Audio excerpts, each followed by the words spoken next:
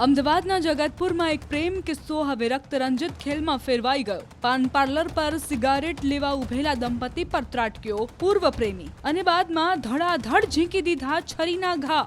જાણવા મળ્યા મુજબ આરોપી સુભાષ પટેલ, જે યુવતીનો પૂર્વ પ્રેમી હોવાનું સામે આવ્યું છે, તેણે યુવતીના પતિ પર છરી વડે હુમલો કર્યો હતો અને આરોપ એવો પણ છે કે પૂર્વ પ્રેમિકા પર પણ હુમલો કરવાનો ઈરાદો હતો। તદુપરાંત તપાસમાં એ સામે આવ્યું કે આ હુમલાનું કનેક્શન માત્ર ઈર્ષ્યા નહીં પણ મિલકતના વિવાદ સાથે પણ જોડાયેલ છે, કારણ કે બિલ્ડર કશ્યપ પટેલનો ફોન પતિ પત્ની અને પૂર્વ પ્રેમી ઉપર પણ આવ્યો હતો। આરોપી યુવકે 18 લાખ આપી જગતપુર પાસે ફ્લેટ બુક કરાવેલ અને 18 લાખ રૂપિયાની ડીલને લઈને બંને વચ્ચે તણાવ વધી ગયો હતો। ગુસ્સે ભરાયેલ પૂર્વ પ્રેમી સુભાષ પટેલ સીધો પહોંચ્યો જગતપુર અને સરેઆમ અંજામ આપ્યો હતો ભયાનક ઘટનાને, જ્યાં પ્રેમ અને સંપત્તિ વચ્ચે છરીની એન્ટ્રી થઈ ગઈ હતી। પોલીસના દાવા મુજબ સુભાષ પટેલ અને યુવતી 6 વર્ષથી એકબીજાને ઓળખે છે। બેટરીનો વ્યવસાય કરનારા આરોપીના ત્યાં યુવતી નોકરી કરતી હતી, પરંતુ કોરોના સમયે સુભાષ સાબરકાંઠા રહેવા જતો રહ્યો।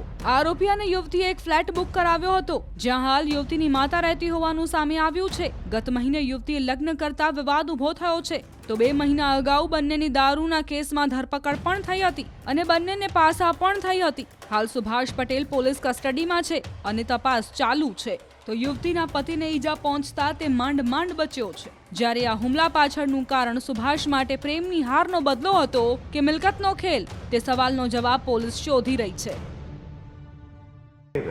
જે તે જગ્યાએ અમે સાથે ફ્લેટ બુક કરેલો હતો અને ફ્લેટ માટે થઈને બિલ્ડરે અમને બોલાવેલા હતા અને ત્યાં ગયા। ત્યાં અમારી વચ્ચે વાતચીત થઈ હતી અને વાતચીતમાં અનુસંધાને અમે બોલાચાલી થઈ અને પછી આ વ્યક્તિ જે આરોપી છે, જેનું નામ છે સુભાષભાઈ ભૈલાલભાઈ પટેલ, એણે આ જે યુવતી છે અને એના પતિ બંનેની ઉપર હુમલો કર્યો હતો। આરોપી તથા ભોગ બનનારનું કહેવું એમ છે, ફરિયાદીનું, કે એ લોકો એકબીજાને પહેલેથી ઓળખતા હતા અને એ લોકો બહુ સારી રીતે ઓળખતા હતા અને પરિચય લગભગ છેલ્લા એમ લોકોનો 2 થી 3 વર્ષથી હતો એકબીજાનો। 2-1 મહિના પહેલાં આ આરોપી જે છે એ અને આ ફરિયાદી એ બંનેની ઉપર પ્રોહિબિશનનો ગુનો પણ દાખલ થયેલો છે અને એ લોકોની ઉપર પાસા પણ કરવામાં આવેલી છે। આરોપી જે છે એ મેરિડ છે, પોતે 3 બાળકો છે એના, સાબરકાંઠામાં રહે છે અને પહેલાં એનો બેટરીનો બિઝનેસ હતો અને હાલ એ બિઝનેસ એનો પડી ભાંગ્યો છે એમ કહેવું છે એનું। અમદાવાદના જગતપુરમાં એક પ્રેમ કિસ્સો હવે રક્તરંજિત ખેલમાં ફેરવાઈ ગયો। પાન પાર્લર પર સિગારેટ લેવા ઉભેલા દંપતી પર ત્રાટક્યો પૂર્વ પ્રેમી અને બાદમાં ધડાધડ ઝીંકી દીધા છરીના ઘા।